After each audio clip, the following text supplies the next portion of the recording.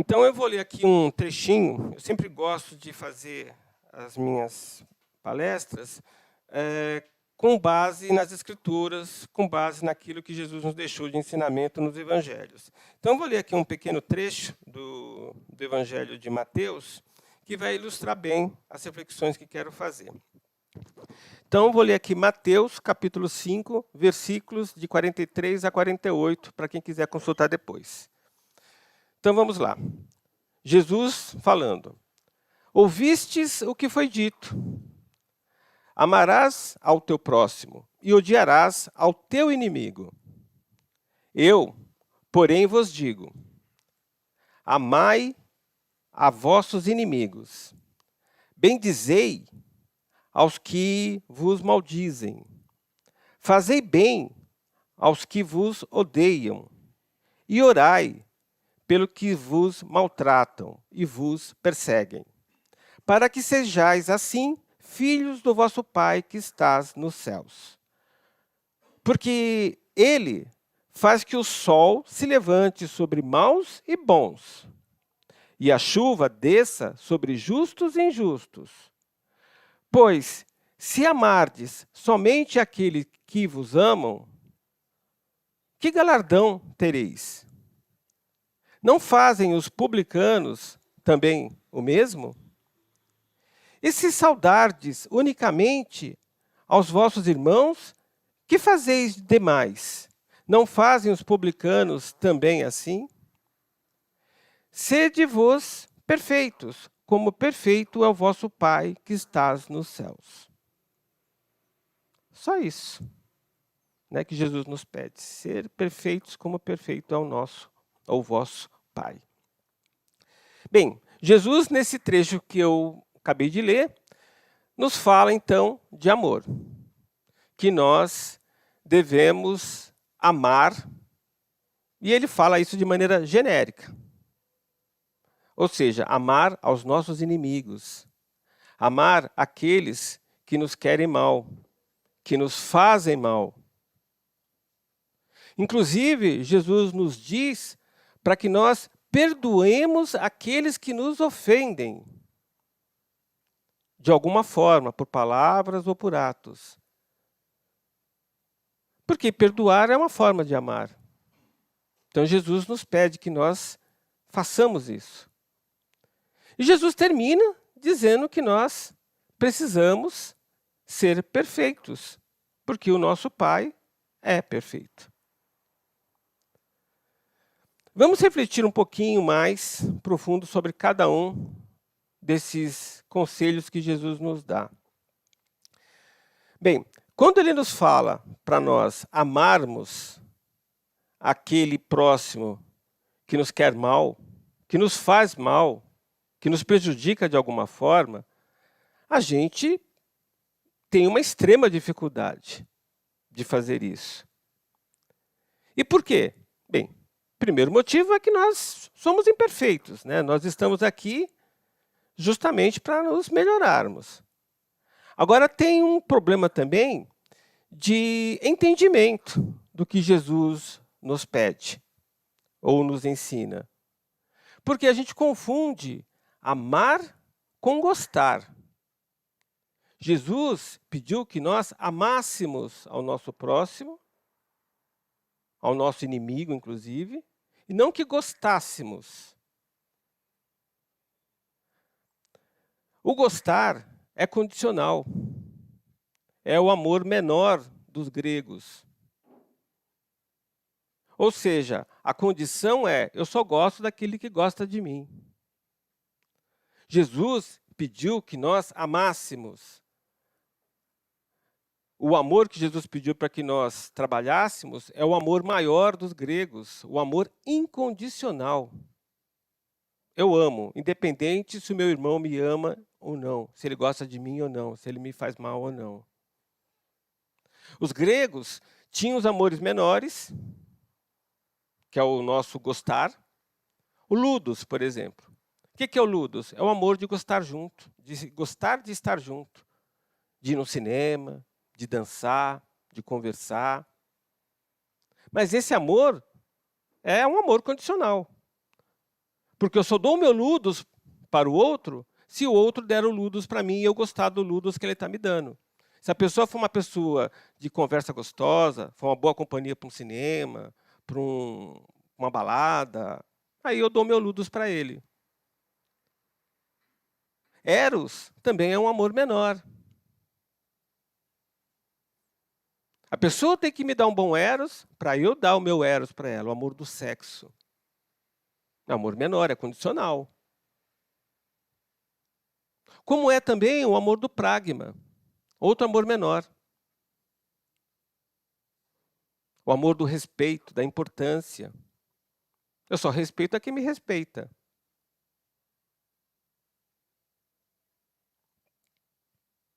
Esses amores são condicionais.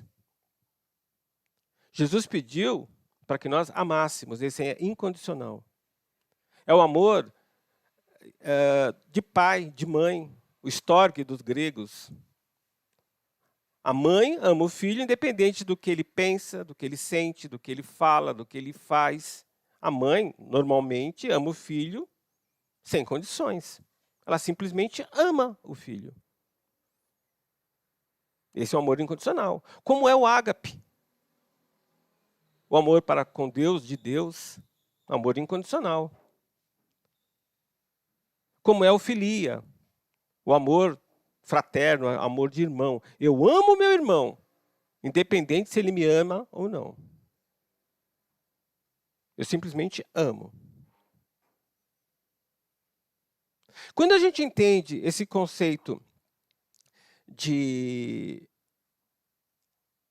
amor, a diferença entre amor e gostar, fica mais fácil a gente amar. Porque eu preciso amar o meu próximo. Eu não preciso gostar do que ele pensa, do que ele sente, do que ele fala ou do que ele faz. Ah, o meu chefe é arrogante. O meu chefe trata mal os funcionários. Eu não gosto disso. Tudo bem, mas a gente precisa amá-lo. Porque ele é um espírito em evolução como nós somos. É uma consciência em evolução. Filho do mesmo pai. Teve a mesma origem. Portanto, é nosso irmão. Posso não gostar do jeito dele se manifestar nesse plano material. Mas eu preciso amá-lo. Ah, mas e aquele que é um criminoso? Assassino até.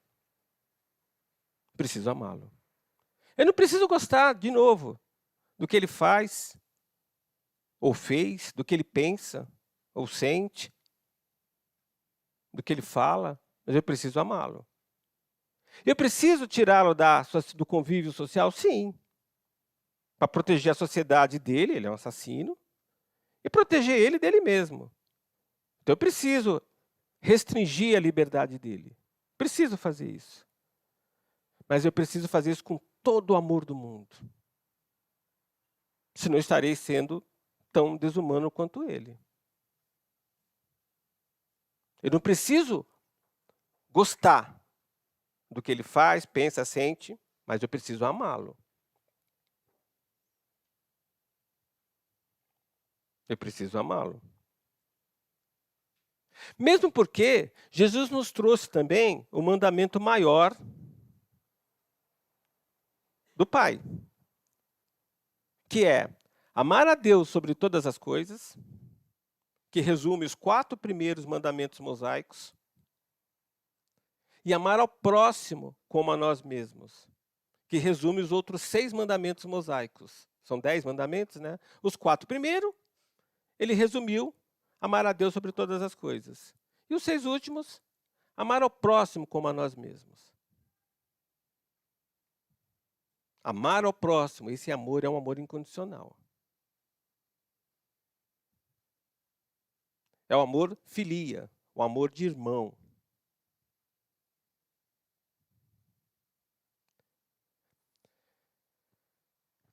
Quando eu tenho essa consciência que o divino se manifesta em tudo que me cerca,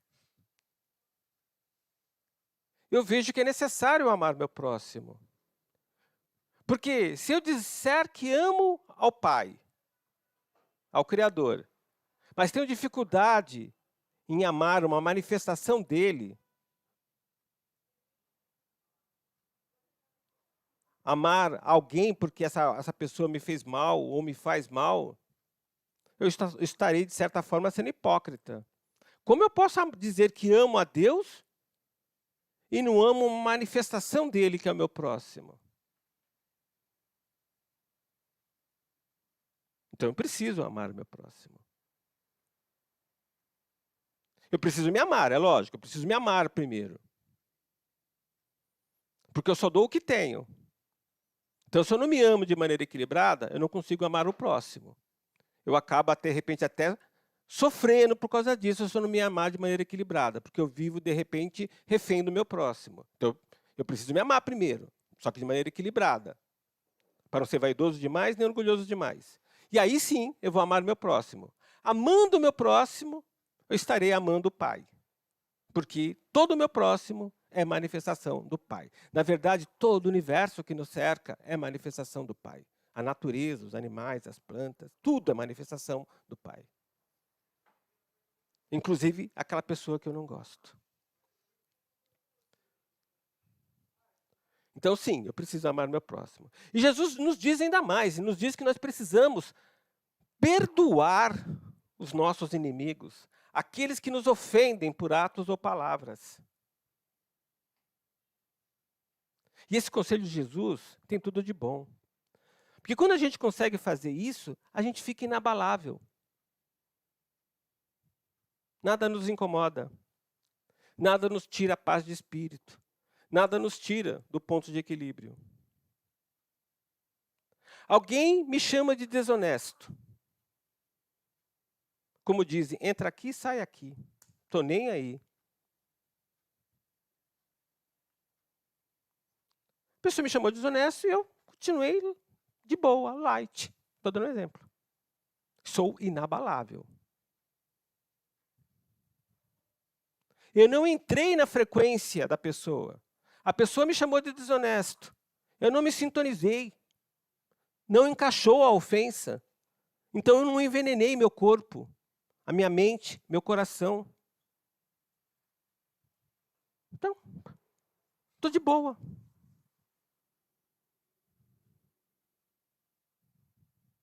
Eu fico inabalável quando eu sou capaz de processar dessa forma. Ah, mas a ofensa que a pessoa me fez vai me prejudicar. É uma inverdade. Tudo bem. É justo eu me defender. E eu preciso me defender. Eu tenho que ter amor próprio. A pessoa me chamou de desonesto. Eu não sou desonesto. Então vamos se defender, sim.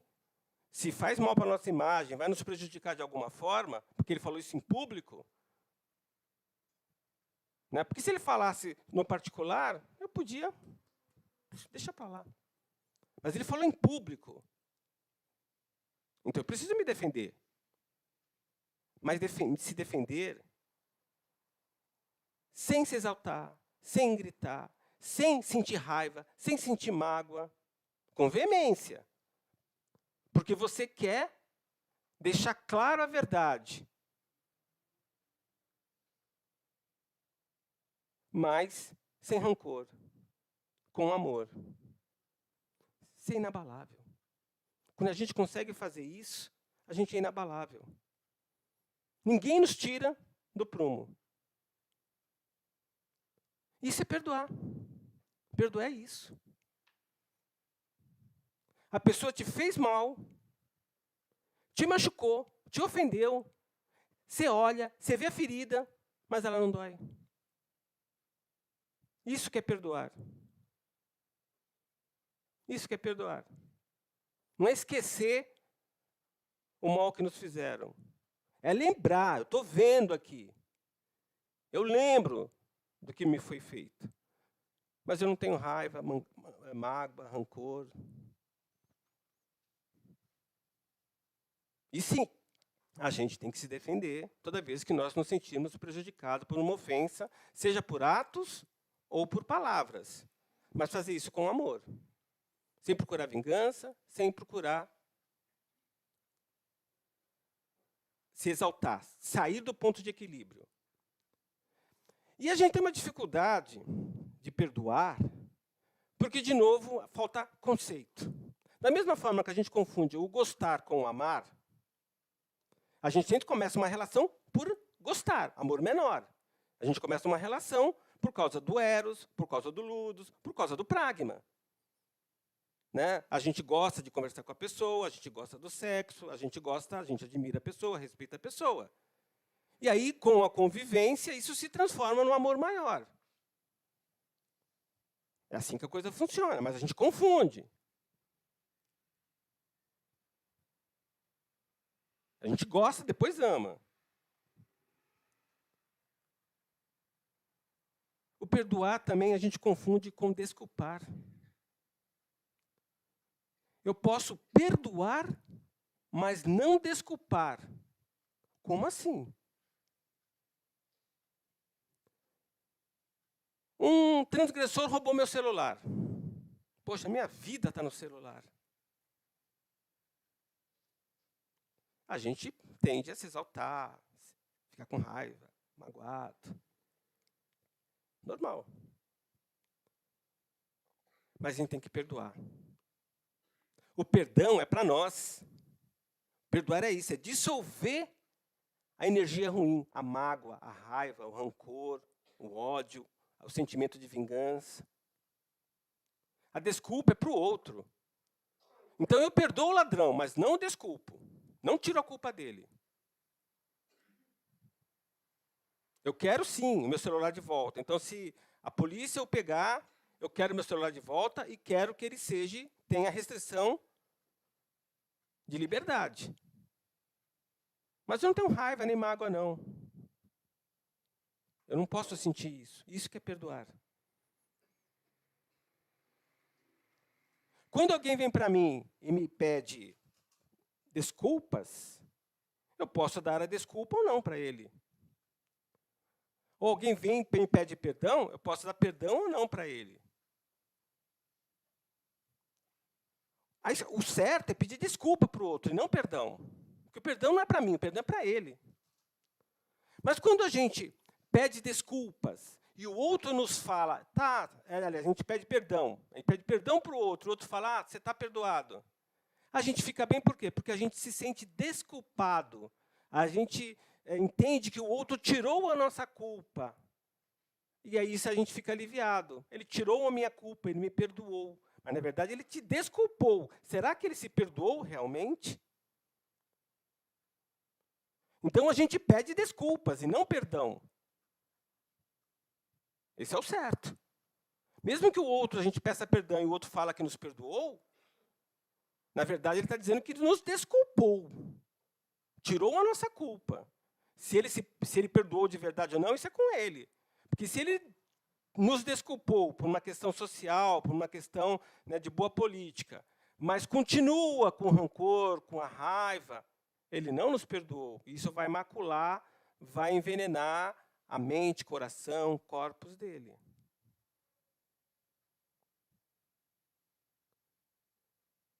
Então, de novo, perdão é uma forma de amor. Eu preciso amar o meu próximo. Eu não preciso gostar dele. Eu preciso perdoar o meu próximo, que é a materialização do amor. Eu não preciso tirar a culpa dele.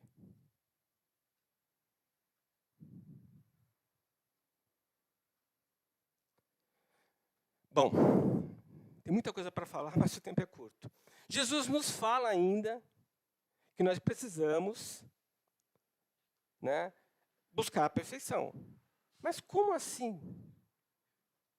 Né? Sermos perfeitos como perfeito é o vosso Pai. Bem, perfeito. O que é perfeito? Se a gente for ver a origem da palavra, perfeito. Per significa totalmente, completamente feito. Então, perfeito é completamente feito.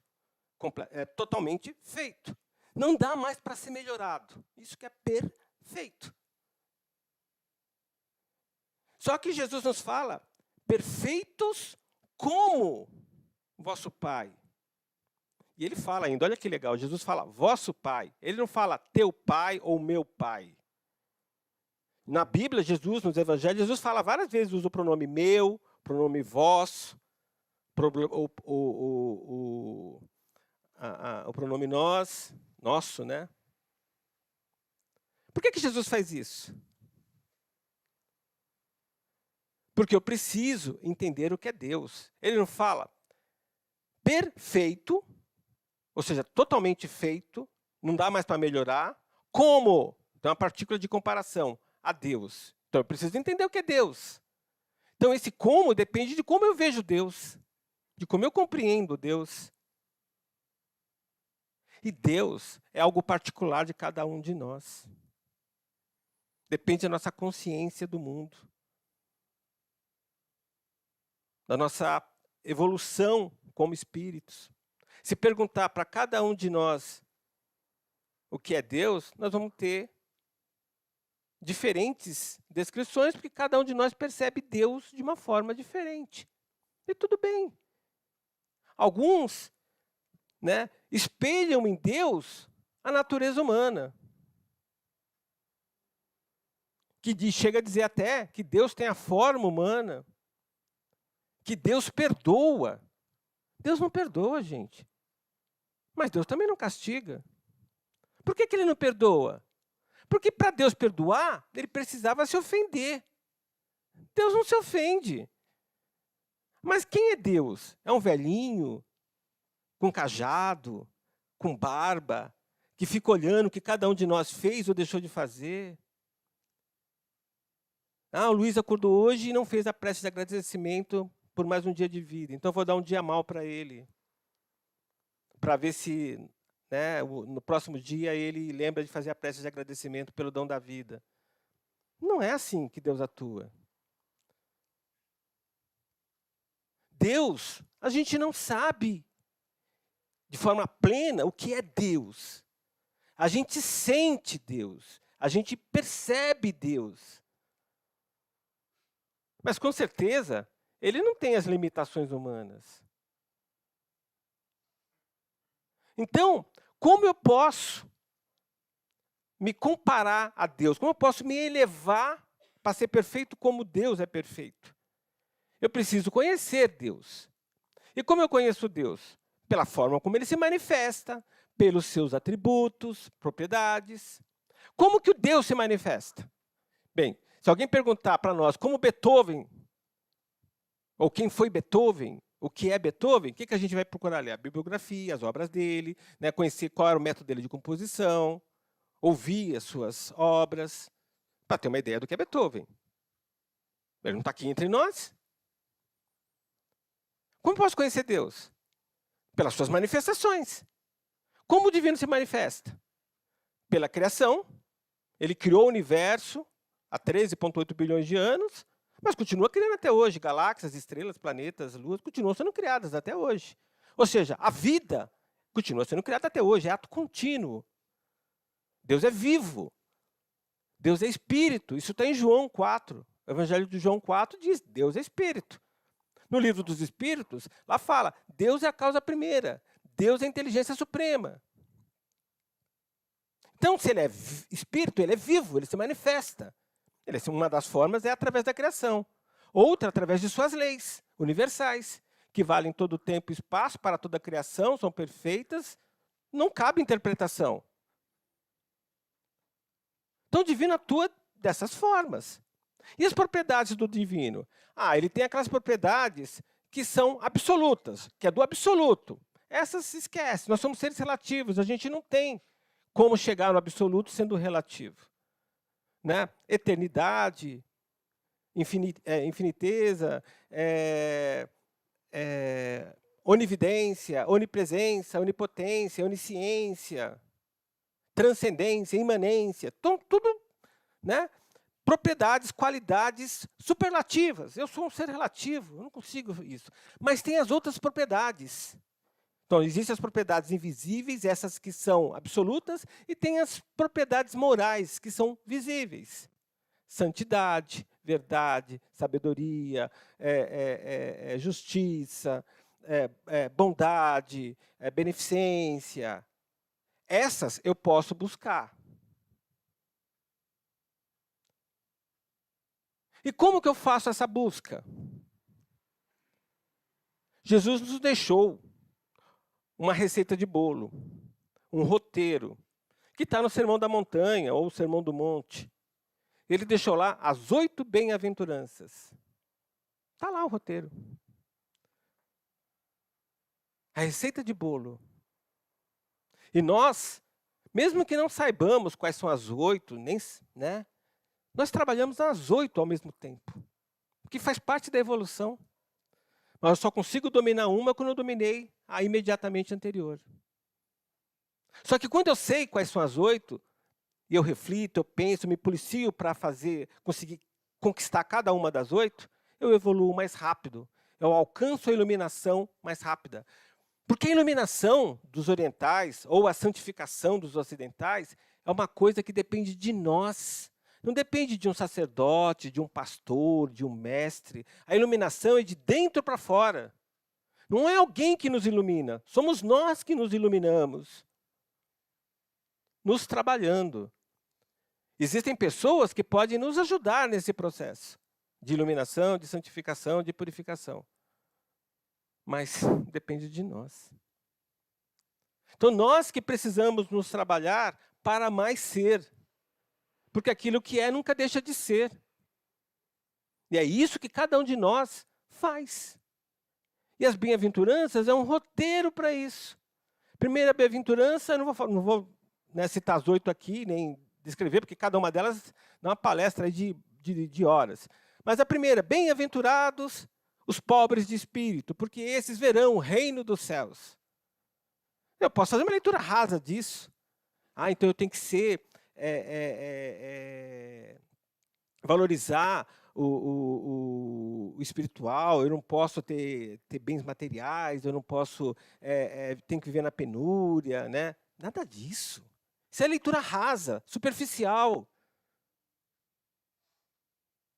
Eu posso ser espiritualizado e ter carro, ter dinheiro, poder viajar. Eu devo evitar a busca por luxo, por ostentação, porque isso é gastar energia à toa, isso eu não vou levar. Eu só levo o que sou, não o que tenho. Por isso que eu tenho que buscar o mais ser e não o mais ter. Mas eu posso ter bens materiais, bens que me facilitem a minha evolução. Então eu posso ter um carro, posso ter casa, posso ter dinheiro para viajar. Se isso não implica em ostentar, em luxo, em excessos, tudo bem. Bem, mas enfim, quando eu entendo cada uma dessas bem-aventuranças, aí eu tenho um roteiro, então, para me iluminar. Para ser perfeito como perfeito é o nosso Pai.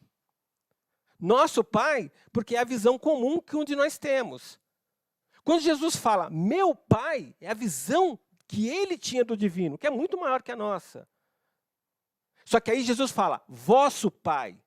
Por quê? Porque ele está se abstraindo, a visão dele, como é muito mais ampla, ele está falando que cada um de nós, como cada um de nós tem uma visão de Deus diferente, ele pede e fala aqui, você tem que ser perfeito como perfeito é vosso Pai. Ou seja, você tem que vislumbrar o Deus, de acordo com o seu grau de evolução, e procurar se melhorar a esse nível. Ele não fala meu Pai, porque a visão de Jesus era muito mais ampla que a nossa. E ele não fala nosso Pai, porque ele está se excluindo. Então, cada um de nós precisamos buscar conhecimento. Porque o conhecimento vai nos trazer uma consciência maior. Com uma consciência maior, a gente vai saber amar melhor. Nós vamos saber aplicar, praticar, materializar o amor de uma forma melhor. Quanto mais conhecimento nós tivermos, maior será o nosso universo. O universo é do tamanho da nossa consciência. Se vier um chinês aqui e começar a falar com a gente, ele pode ter a informação mais importante do mundo. Se ninguém falar chinês aqui, a gente não vai entender o que é a mensagem que ele nos está trazendo. Agora, quando eu aprendo chinês, estou dando um exemplo bobo. Eu aumentei o meu universo de compreensão, eu consigo entender a mensagem. O universo é do tamanho da nossa consciência. Então, quanto mais conhecimento eu tenho, mais eu me aproximo do divino, melhor eu me entendo, melhor eu entendo as relações, as inter-relações do universo, melhor eu amo, melhor eu materializo o amor. Então, a receita de bolo são as bem-aventuranças. E, em resumo, eu preciso buscar o conhecimento. Lembrando que o conhecimento não é acúmulo de informação.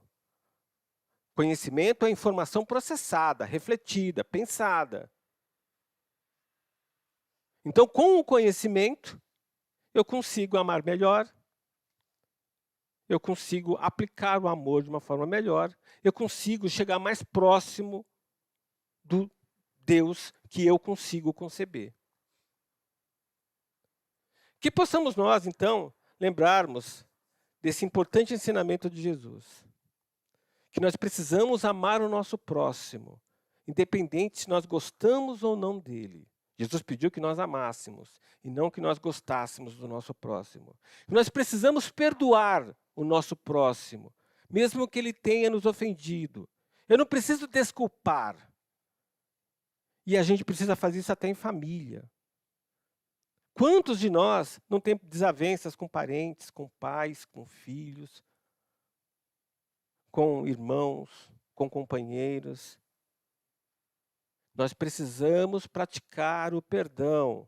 Eu não preciso gostar do jeito que a pessoa vê o mundo, do jeito que ela, se manifesta. Eu preciso amá-la. Então, eu preciso amar o meu próximo, mesmo que esse meu próximo seja uma pessoa que eu não goste. Eu preciso praticar o perdão, mesmo que a pessoa tenha me ofendido. Eu não preciso desculpá-la por atos ou palavras. Eu preciso perdoá-la. E eu preciso, todo dia, procurar ser melhor do que eu fui. Buscar informação, buscar conhecimento. E aplicar a minha vida, isso que é ser sábio. E aplicar ao universo que me cerca, isso é ser sábio. Pegar o conhecimento e aplicar de uma forma positiva. Que possamos, então, lembrar sempre disso.